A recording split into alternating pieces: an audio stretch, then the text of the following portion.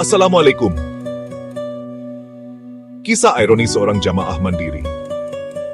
Bagaimana niat suci ke tanah suci bisa berujung jadi bahan gugatan Mahkamah Konstitusi? Yuk kita lihat. Dia hanya ingin berangkat umrah. Niatnya sederhana, menabung, menyiapkan dokumen, belajar manasik dari YouTube, lalu berangkat dengan biaya hasil jerih payah sendiri. Dia kira, di negeri yang katanya menjunjung kebebasan beragama dan pilihan hidup, hal itu sesuatu yang wajar. Namun rupanya, dia keliru. Dia tidak menyangka bahwa keputusannya untuk mengatur sendiri perjalanan ibadahnya bisa dianggap mengancam ekonomi umat. Begitu setidaknya menurut 12 asosiasi penyelenggara umrah yang kini mempertimbangkan untuk menggugat pasal umrah mandiri ke Mahkamah Konstitusi. Kita akan heran. Yang biasanya digugat ke MK adalah hal-hal besar, undang-undang yang menindas rakyat, kebijakan yang tidak adil, atau pasal yang melanggar hak asasi manusia. Ternyata pilihan seseorang untuk tidak menggunakan biro perjalanan pun kini bisa menjadi perkara konstitusional. Mungkin ini pertama kalinya dalam sejarah seseorang bisa dituduh membahayakan ekonomi umat hanya karena ia ingin membeli tiket pesawat sendiri. Travel beralasan, kami hanya ingin melindungi jemaah. Tentu saja. Kata melindungi memang selalu terdengar mulia, apalagi jika diucapkan oleh pihak yang selama ini hidup dari mengatur perjalanan orang lain. Tetapi mari jujur sebentar, ini soal melindungi jemaah atau melindungi pendapatan.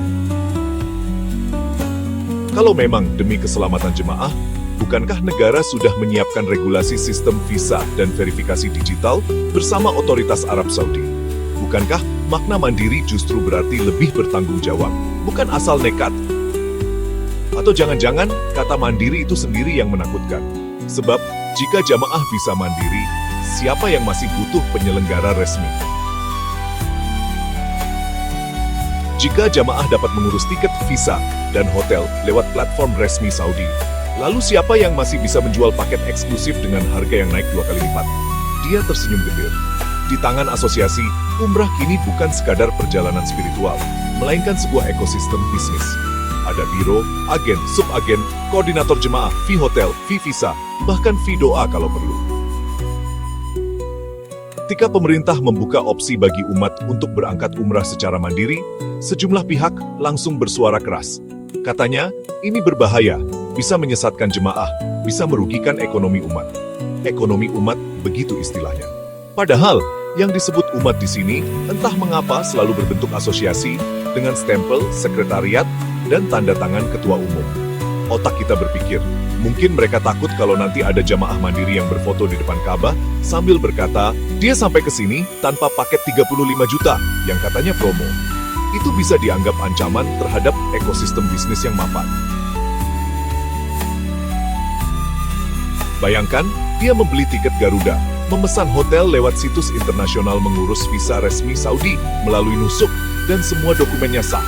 Dia bahkan ikut manasik online dengan ustaz pilihannya sendiri. Namun masih ada yang berkata, maaf, itu tidak ideal. Kamu harus lewat kami. Seperti seseorang yang hendak berjalan kaki ke masjid, tapi tangganya menahan sambil berkata, jangan nanti kamu tersesat. Bayar saya saja untuk mengantar, seikhlasnya, asal jangan lupa ongkos bensin.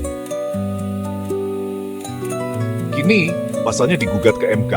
Kita tidak tahu pasal mana yang sebenarnya dianggap merugikan. Yang dia pahami, pemerintah hanya membuka opsi mandiri, bukan mewajibkannya. Jadi siapapun masih boleh menggunakan biro. Tapi entah mengapa, bagi sebagian orang, pilihan orang lain terasa seperti ancaman pribadi. Dia membayangkan sidang Mahkamah Konstitusi nanti. Hakim bertanya, saudara menggugat karena apa? Perwakilan asosiasi menjawab, karena jamaah kini bisa berangkat tanpa kami, yang mulia. Hakim bertanya lagi, dan itu salah karena apa? Jawabannya, karena itu berbahaya bagi ekonomi umat.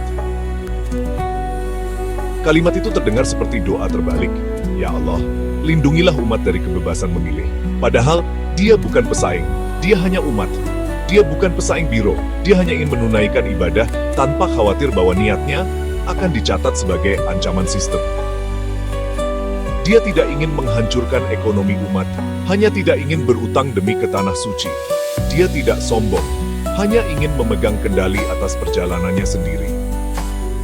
Dia tidak menolak bimbingan, hanya menolak ketergantungan yang dijadikan industri. Dia tidak menggugat siapapun, tapi entah mengapa, kini dialah yang terasa seperti pihak tergugat. Dan jika nanti mahkamah benar-benar mengabulkan gugatan itu, dia hanya ingin tahu satu hal, apakah jamaah masih boleh memesan tiket sendiri? Atau akan ada surat edaran demi menjaga ekonomi umat, setiap jamaah wajib berangkat dengan pemandu bersertifikat dan koper berlogo asosiasi.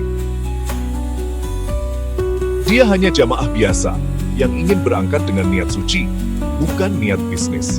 Dan jika niat seperti itu dianggap ancaman, sampai harus dibawa ke Mahkamah Konstitusi, maka mungkin bukan dia yang perlu belajar tentang arti ibadah, melainkan mereka yang terlalu takut kehilangan perantara di antara manusia dan Tuhannya. Wassalam.